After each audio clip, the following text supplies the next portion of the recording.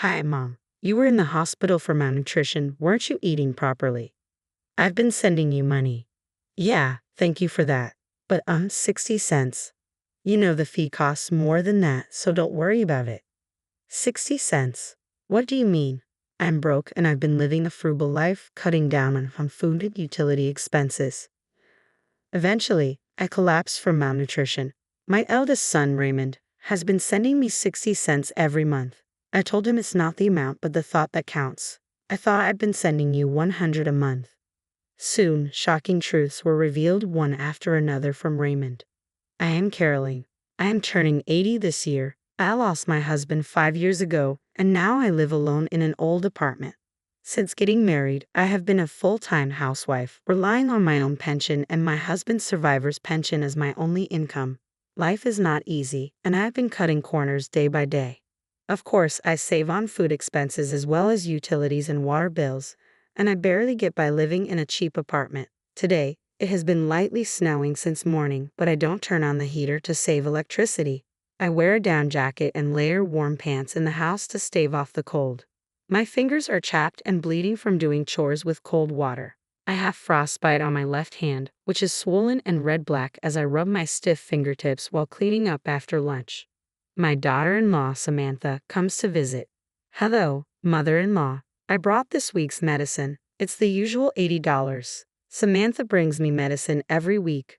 Raymond also cares for me, but he's busy as a pharmacist at a large hospital, so Samantha looks after me. A few years ago, Samantha accompanied me to the hospital for checkups, but recently she only delivers the medicine. It's cheaper this way, she says. Honestly, the medicine is a big expense for me, who is broke.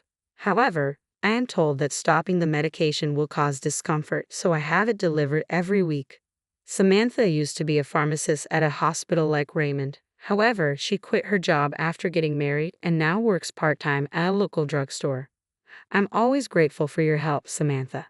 By the way, do you know anything about the box of rice crackers I had stored in the drawer? The one with the kids' scribbles on the lid. It's been missing since last week. I point to the dresser in the back. Last week, I had Samantha tidy up around the dresser, but the box has been missing ever since.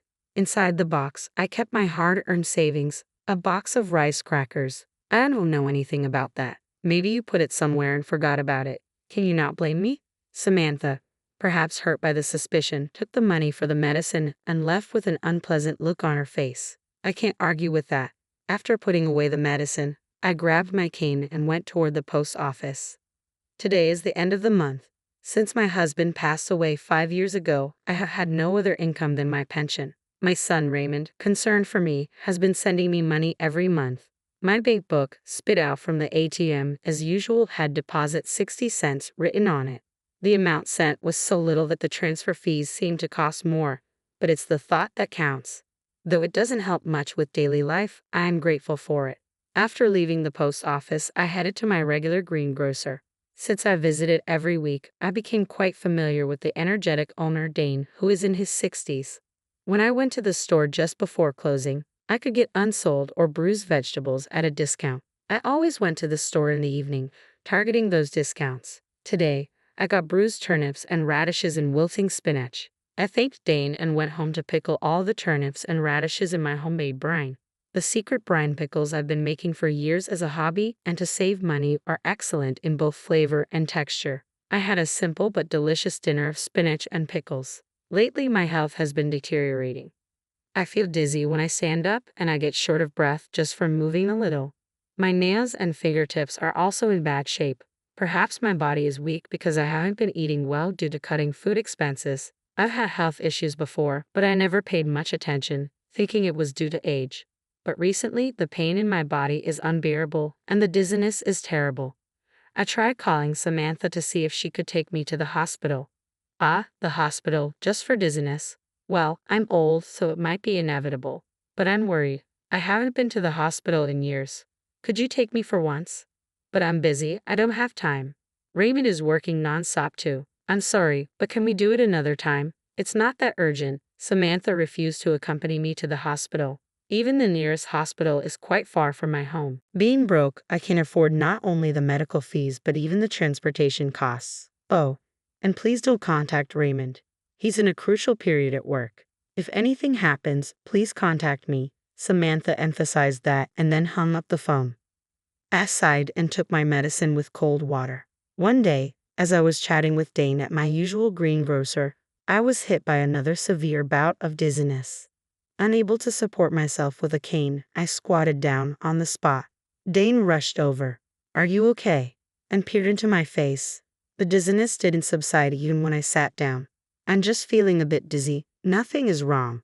I'm fine." As I said that, I tried to stand up forcefully. Suddenly, the world spun around and I fainted. When I woke up, I found myself in a hospital bed. Dane was sitting beside me, receiving an IV drip.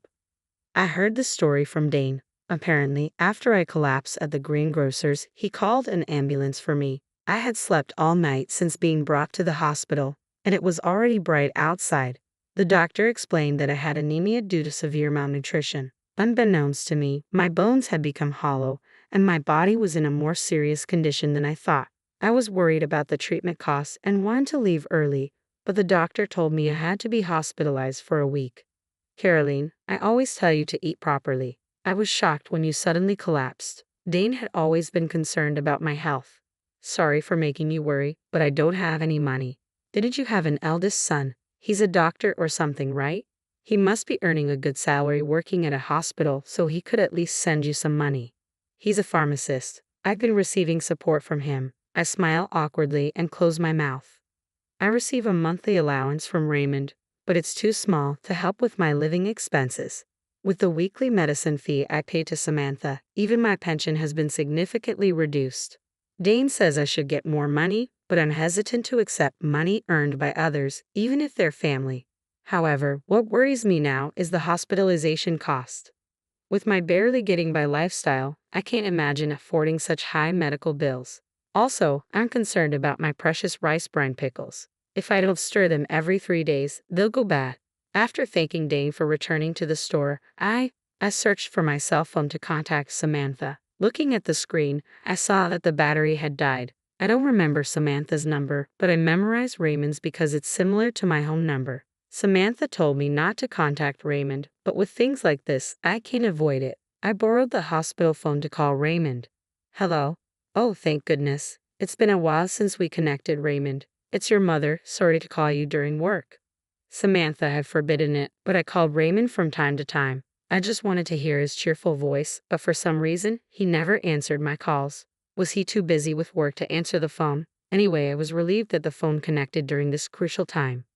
I thought, who could this be? "It's been a while since you called, Mom. Where are you calling from?" I was reluctant to worry my eldest son, but I admitted I was in the hospital. I briefly explained to the surprised Raymond how I had collapsed and been hospitalized. "What? Malnutrition, Mom? Haven't you been eating properly? I've been sending you money for that reason." "Yes, I'm really grateful for that. Your support means a lot to me. But 60 cents might cost more in fees, so don't worry too much." "60 cents fees? What do you mean?" With a puzzled tone, I told Raymond how I received 60 cents from him every month and that I appreciated the gesture more than the amount. "I thought I was sending more money to Mom." Raymond finally speaks, as if squeezing out the words.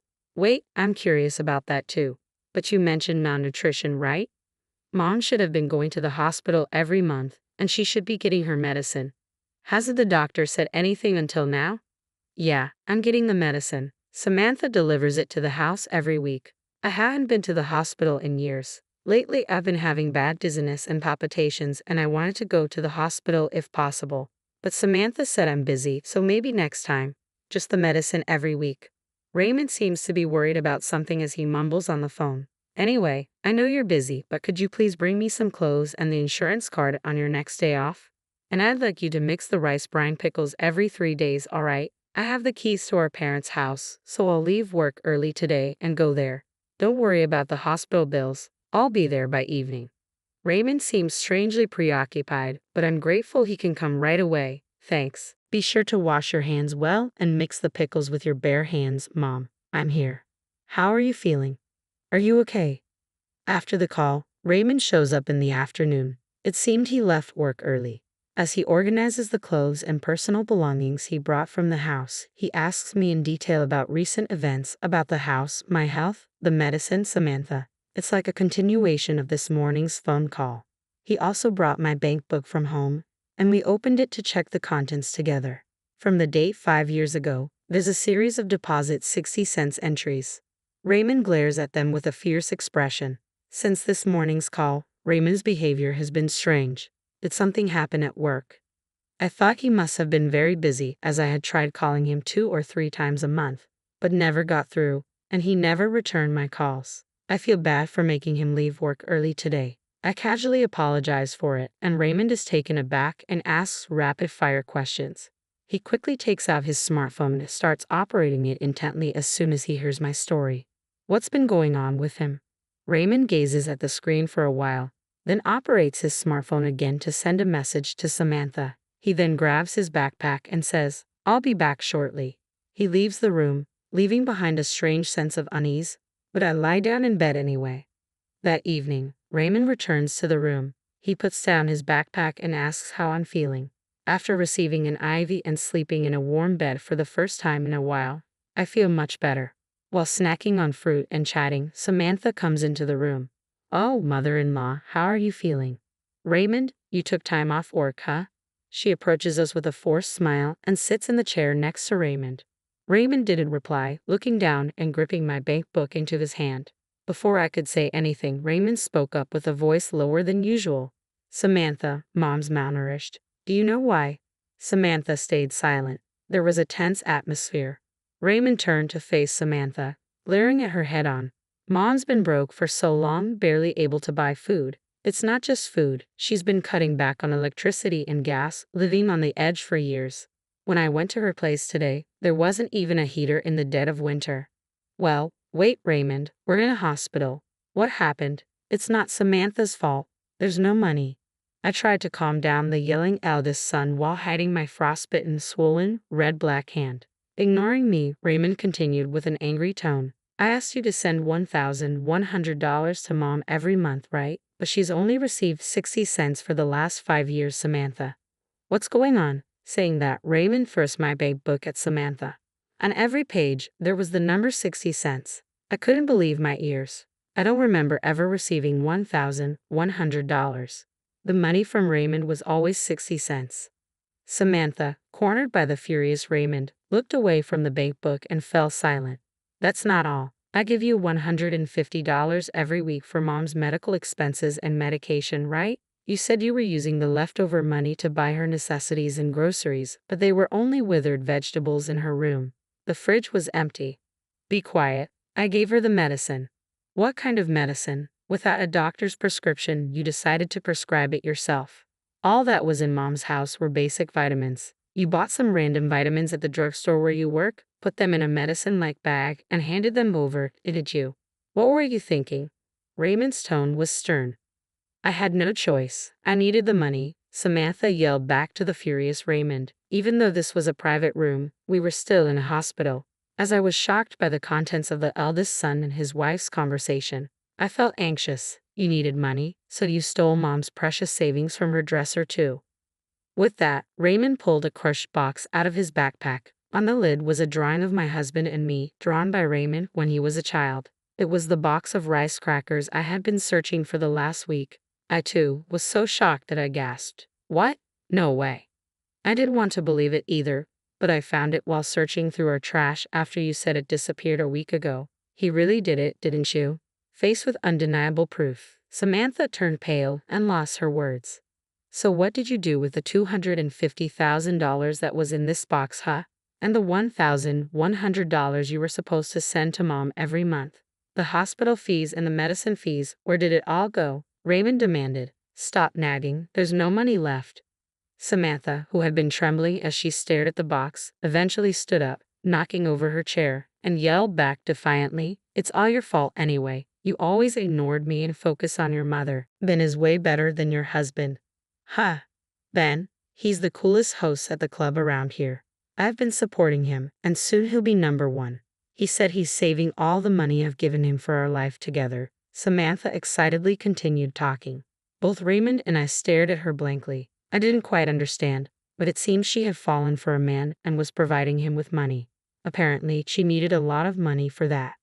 All right, Samantha, I get it. Let's get a divorce right here for the sake of your life with this bang guy. Raymond quietly said this and took out the divorce papers and his seal from his backpack, placing them on the side table. I never want to see your face again. Sign the divorce papers here, pack your things tonight, and leave the house. I'll stay at the hospital tonight. Raymond's voice was firm, leaving no room for negotiation. What? Don't be so selfish. You can't just suddenly. Samantha, do you even realize what you've done? Faking medicine, stealing money. If you don't want a divorce, we can go straight to the police instead.